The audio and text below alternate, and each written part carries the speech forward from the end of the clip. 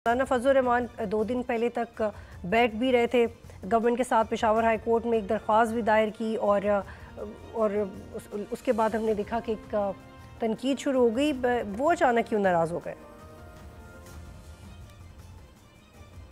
वो 2-3 मौके पे नाराज़ हुए हैं मौलाना साहब। और मैंने एक बात कही थी, जब इनको हटाया गया, बरतरफ किया गया अली अमीन ख़ान को, तो ये फ़ैसला जो था इसको एस्टेब्लिशमेंट और हुकूमत और उनके एलाइज़ अपने फ़ायदे में इस्तेमाल करना चाहते थे कि जो रिजीम चेंज हो वो पीटीआई का वज़ीर आला ना आए।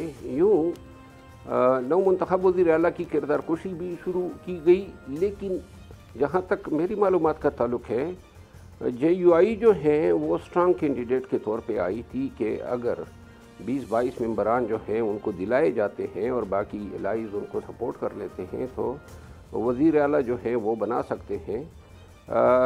तो ये इसमें कामयाबी नहीं हुई।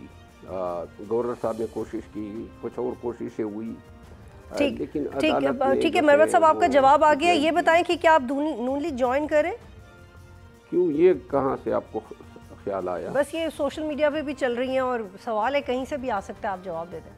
नून लीग के लोग मेरा एहतराम करते हैं, पीपल पार्टी के लोग करते हैं, और अगर कोई मुझसे ये तवक्को रखे कि PTI से ताल्लुक़ होने की वजह से मैं मुखालिफिन के लिए बदज़बानी करूँगा, गालियाँ दूँगा, ज्वाइन करना है। बदज़बानी नहीं सर, ज्वाइन करना है।